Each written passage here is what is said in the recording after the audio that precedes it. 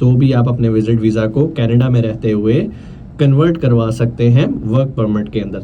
पिछले दिनों बहुत सारे स्कैम हुए, मुझे बहुत सारी ईमेल्स आई, लोगों ने बाकायदा प्रूफ भेजे कि सर ये देखें कुछ लोग जो है ये हमें ये कह रहे हैं कि भाई आपका वर्क परमिट निकल आया, सिर्फ आपने मेडिकल की फ़ीस देनी है और आपका जो है वीज़ा वहाँ से कनाडा से इशू हो जाएगा। अस्सलाम वालेकुम, उम्मीद है आप खैरियत से होंगे। आपके फीडबैक का बहुत बहुत शुक्रिया। हम लोगों ने बहुत सारे रास्ते डिस्कस किए कि कैसे आप कनाडा मूव हो सकते हैं।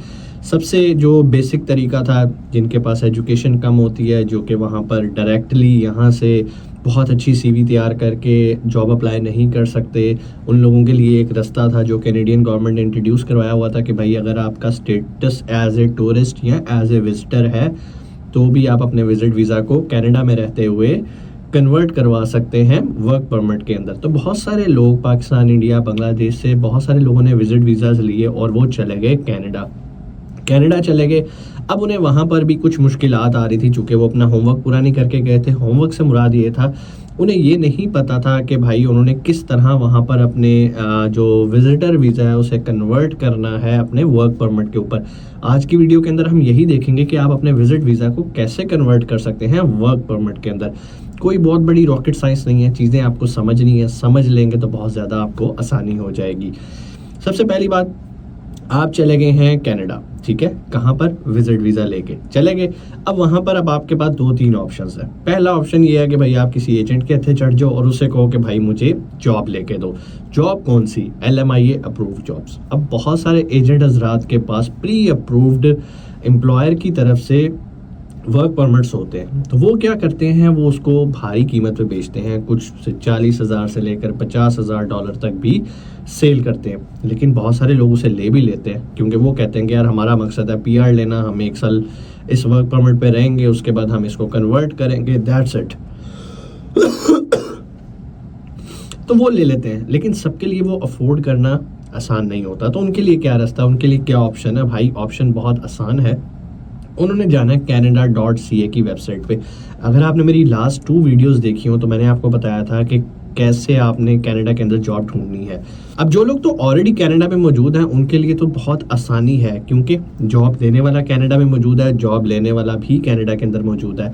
और अगर आप एज ए एम्प्लॉयर्स बन के सोचें तो आप हमेशा उस कैंडिडेट को प्रेफर करेंगे जो कि सुबह आपके ऑफिस में आके इंटरव्यू देने के लिए रेडी हो। अब आपने करना क्या, जब भी आप विजिट वीज़ा लगा के जाते हो तो वहाँ पर एक बाकायदा ऑप्शन आती है आपके ऑक्यूपेशन की। तो उम्मीद है कि आपने उसके ऑक्यूपेशन बड़े अच्छे फुलफिल किए होंगे।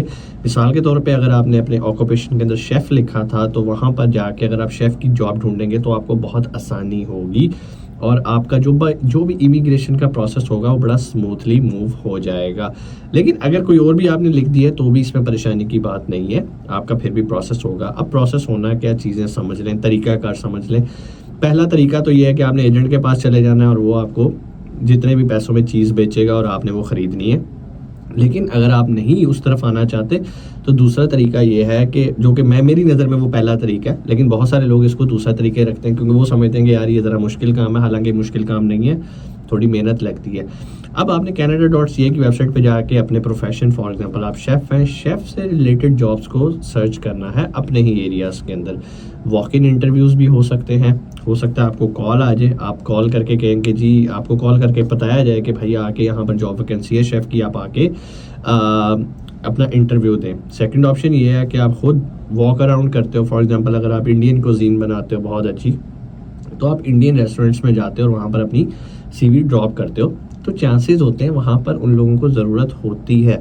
और अगर उन्हें कोई शख्स बिल्कुल सामने मिल जाए कि हाँ यार मैंने जिसको जॉब देनी है वो ये बंदा खड़ा है, तो उनके लिए उस बंदे के ऊपर LMIA के पैसे लगाना दुखता नहीं है। मतलब उन्होंने एडवर्टाइज़ करना होता है, गवर्नमेंट को रियलाइज़ करवाना होता है कि भाई हमें इंडियन शेफ़ चाहिए, और हमने वहाँ पर लोकल भी एडवर्टाइज़ करके देख लिया, हमें यहाँ से नहीं मिला, इसलिए हमें इजाज़त दी जाए कि अब हम कनाडा के बाहर से भी लोगों को अपने पैनल पे ले सकें, अपने पास काम के लिए रख सकें। तो कैनेडियन गवर्नमेंट उसे अप्रूव करती है और इस अप्रूवल को बेसिकली LMIA अप्रूवल कहते हैं, लेबर मार्केट इम्पैक्ट असेसमेंट। अब बहुत सारी कंपनीज क्या करती हैं, वो प्री LMIAs गवर्नमेंट से लेके रख लेती हैं, और जब भी कोई शख्स उन्हें उनके मतलब का मिलता है, चाहे वो विजिट वीज़ा पे आया हो, चाहे वो किसी और स्टेटस पे वहाँ पर हो, पढ़ रहा हो, जब भी उन्हें कोई वहाँ पर ऐसा बंदा मिलता है, तो जो प्री अप्रूव्ड होता है वो उसको उसके नाम पे कन्वर्ट करके, मतलब वो आपके नाम पे कन्वर्ट होके LMIA बन जाता है। और उसका बड़ा आसान तरीका है। अब उसके भी 2 तरीके हैं। जब आप विजिट वीज़ा पे आए हो, 2 ऑप्शंस हैं आपके पास कन्वर्जन की। या तो आप कनाडा में रहते हुए उस स्टेटस को चेंज कर लें, लेकिन वो थोड़ा सा लंबा प्रोसेस है, 1.5 से 2 महीने भी लग सकते हैं। अगर आप इमीडिएट अपना स्टेटस चेंज करवाना चाहते हैं विजिट वीज़ा से वर्क परमिट पे, तो आपको बॉर्डर क्रॉस करना पड़ता है, जो कि बड़ी एक नॉर्मल रूटीन है। अब यहाँ पर एक सबसे इम्पॉर्टेंट क्वेश्चन आता है जो कि बहुत सारे लोग पूछेंगे, वो ये है कि सर हम विजिट वीज़ा पे चले गए, हमें एम्प्लॉयर भी मिल गया, हमें वर्क परमिट भी वो इशू करने के लिए तैयार है, हमें ये बताएं हम तो आइल्स ही नहीं करके गए, जबकि कैनेडियन इमिग्रेशन की रिक्वायरमेंट तो है कि वो आइल्स होना चाहिए, फिर वो वर्क परमिट इशू करते हैं। तो भाई इसका तरीकाकार तो यही है कि आपके पास आइल्स होना चाहिए। लेकिन अगर आपके पास आइल्स नहीं है और आपने जब बॉर्डर क्रॉस किया और बॉर्डर क्रॉस करके जब आप वापस आ रहे हो, तो आपने इमिग्रेशन ऑफिसर को कन्विंस करना है कि आपकी कम्युनिकेशन बहुत अच्छी है और जो एम्प्लॉयर आपको काम पे रख रहा है उसको इसकी बड़ी अशद ज़रूरत है, और इस वजह से उसे डेस्परेटली ये वर्क परमिट चाहिए। तो वो आपकी जज कर लेंगे कम्युनिकेशन से कि आपकी कम्युनिकेशन कैसी है, और चांसेस होते हैं कि विदाउट IELTS आपको वहाँ पर वर्क परमिट इशू हो जाए। कौन से वाला? LMIA अप्रूव्ड वाला। अब आपने क्या करना है, 1 साल LMIA पे काम करना है, उसके बाद नेक्स्ट ईयर आपने अपनी PR का प्रोसेस अप्लाई कर देना है। और मज़े की बात यह है, जब आप PR अप्लाई करते हो तो PR सिर्फ आपकी नहीं होती, आपकी फैमिली की होती है, आपकी बीवी की और आपके बच्चों की, वो बच्चे जो 18 साल से कम के हैं। तो ये एक बेहतरीन अपॉर्चुनिटी होती है, और बहुत सारे लोगों ने पिछले कुछ अरसे के अंदर, पिछले 1.5 साल के अंदर इसी पैटर्न को फॉलो किया। वो जाते हैं विजिट वीज़ा पे कनाडा घूमते फिरते हैं, उन्हें जब लगता है कि यार वाकई ये तो हमारे लिए बना है, उसके बाद वो वहीं पर अपने वर्क परमिट को विजिट वीज़ा को कन्वर्ट करवा लेते हैं वर्क परमिट पे। क्योंकि जब आप रहते हो इतनी देर, क्योंकि आपको पता है ना, आप मल्टीपल एंट्री आपको कनाडा का विजिट वीज़ा मिलता है, जितनी आपकी पासपोर्ट की लिमिट है। अगर वो 10 साल की वैलिडिटी है, 5 साल की वैलिडिटी है, तो 5 साल का मिलेगा, लेकिन आप 6 महीने से ज़्यादा विजिट वीज़ा पे नहीं रह सकते और वहाँ पे काम भी नहीं कर सकते लीगली।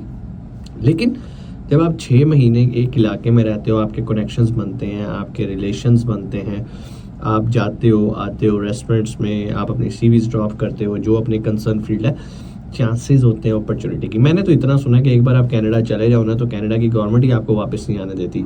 अब मैं नेगेटिव सेंस में नहीं कह रहा, पॉजिटिव सेंस में कह रहा हूँ, क्योंकि उन्हें इतनी अशद ज़रूरत है बंदों की। अगर आपके पास कोई हुनर है, कोई स्किल है, कोई प्रोफेशन है और आप वैल्यू ऐड कर सकते हो उनकी सोसाइटी के अंदर, तो यकीन माने आपको कुछ और करने की ज़रूरत नहीं है, आसानी आपको ये मिल जाएगा।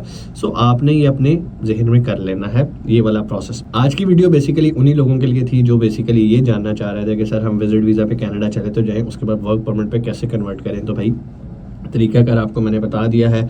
आप एजेंट के थ्रू कर सकते हैं, आप खुद canada.ca पे जाके अपनी जॉब्स ढूंढ सकते हैं, डायरेक्ट एम्प्लॉय ढूंढ सकते हैं जिनके पास पहले से ही प्री अप्रूव्ड LMI जॉब्स पड़ी होती हैं। उसके बाद आपने एंट्री एग्जिट करना होता है। एंट्री एग्जिट अगर आप वहीं पे रहते हैं, कनाडा के अंदर रहते हुए स्टेटस चेंज करते हैं, तो उस पर थोड़ा सा टाइम है डॉक्यूमेंटेशन में। अगर आप बॉर्डर क्रॉस करके करते हैं तो बड़ा क्विकली काम हो जाता है। पीछे रह गई थी आइल्स की बात, वो भी मैंने आपको क्लियर कर दी कि अगर आपने इमिग्रेशन ऑफिसर को कन्विंस कर लिया अपनी कम्युनिकेशन से और ये बता दिया कि भाई जो एम्प्लॉयर मुझे रख रहा है उसको मेरी ज़रूरत है, मेरे पास जो स्किल है उसकी ज़रूरत है, तो चांसेस हैं कि आप विदाउट IELTS ही वर्क परमिट हासिल कर लेंगे। उम्मीद है चीज़ें आपको समझ में आई होंगी। वीडियो के आखिर में अगेन मैं डिस्क्लेमर देना चाहूँगा, और वो यही है कि हम किसी भी तरह की यार इमिग्रेशन सर्विसेज ऑफ़र नहीं करते। अगर आपका कोई भी प्लान है कनाडा जाने का, आप खुद एजेंट ढूंढें, खुद अपनी वर्किंग करें। मकसद आपको इन्फॉर्मेशन देने का यही होता है कि आप किसी एजेंट के हत्थे ना चढ़ें। तो हम किसी भी तरह की इमिग्रेशन सर्विसेज नहीं देते, ना आपसे पैसे मांगते हैं, ना मेरी कोई टीम आपको कॉल करके ये कहेगी कि जी हम वीज़े लगवा रहे हैं, आप इतने % डाउन पेमेंट कर दें। पिछले दिनों बहुत सारे स्कैम हुए, मुझे बहुत सारी ईमेल्स आई, लोगों ने बाकायदा प्रूफ भेजे कि सर ये देखें कुछ लोग जो है ये हमें ये कह रहे हैं कि भाई आपका वर्क परमिट निकला है, सिर्फ आपने मेडिकल की फ़ीस देनी है और आपका जो है वीज़ा वहाँ से कनाडा से इशू हो जाएगा। अच्छा जी, मेडिकल की फ़ीस कितनी है जी? $200। वो $200 बंदा कहता है यार $200 ये तो कुछ भी नहीं बनते, 50-60 हज़ार, चलो यार 50-60 हज़ार ही लगाना है, सर तो लाखों की बातें करते थे, 60 हज़ार दे के अपना मेडिकल तो करवाओ और कनाडा की तैयारी पकड़ो, ठीक है। अब जैसे ही आप उसे $200 ट्रांसफ़र करते हो, उसके बाद ना उसने आपका फ़ोन उठाना है और वो गायब हो जाएगा। फिर आपको बात याद आएगी कि भाई मैंने तो लालच कर दिया और इस वजह से मुझे नुकसान हो गया, वो पैसे आपके वापस नहीं आने। बराए मेहरबानी सीधा तरीका अपनाएं, canada.ca की वेबसाइट पे जाएं, सारी मालूमात हैं, सारा फ़ीस स्ट्रक्चर है, ईच एंड एवरीथिंग। इवन बहुत सारे लोग मार्केट में कनाडा डन बेस्ड वीज़ा कह के 20-20 लाख रुपए का बेच रहे हैं और मुझे तो समझ नहीं आती वो कौन लोग हैं जो वो ख़रीद भी लेते हैं। भाई सीधी सी बात है, इसकी जो एक्चुअल फ़ीस है ना, सारे खर्चे मिलाम लोग ना $450-500 से ऊपर नहीं बनती कैनेडियन डॉलर। इसमें इमिग्रेशन भी है, इसमें 200 समथिंग है, मतलब 185 समथिंग तो सिर्फ एम्बेसी की फ़ीस है, साथ इसमें आपने इंश्योरेंस की फ़ीस ऐड कर देनी है। मादत आज मेरा गला बहुत ख़राब है इसलिए मैं प्रॉपर बोल नहीं पा रहा, ज़्यादा बोलता हूँ तो फिर खांसी शुरू हो जाती है। तो ये चीज़ें आपको समझनी है भाई, किसी को डन बेस नहीं देना, किसी का पुप्पी का पुत्र कनाडा की इमिग्रेशन के अंदर नहीं लगा हुआ। अगर आपके सारे डॉक्यूमेंट्स पूरे हैं और जो कि कनाडा इमिग्रेशन की रिक्वायरमेंट है विजिट वीज़ा के लिए, मेरा नहीं ख्याल आपको कोई भी रोक सकता है। तो बराए मेहरबानी डन बेस पे विजिट वीज़े लगवाने छोड़ दें, कोई ऐसा चक्कर नहीं है, कोई एम्बेसी के अंदर किसी एजेंट के बंदे नहीं बैठे, अपने पैसे ज़ाया ना करें, प्रोसेस खुद करें। ज़्यादा से ज़्यादा क्या होगा, नहीं लगेगा वीज़ा, कितने पैसे ज़ाया हो जाएंगे, $400, बजाय इसके कि एजेंट पे पैसे लगाओ, खुद $400 ज़ाया कर लो ना। इंशाल्लाह आपसे मुलाकात होती है अगली वीडियो में। अपना बहुत सारा ख्याल रखिएगा। पाकिस्तान जिंदाबाद।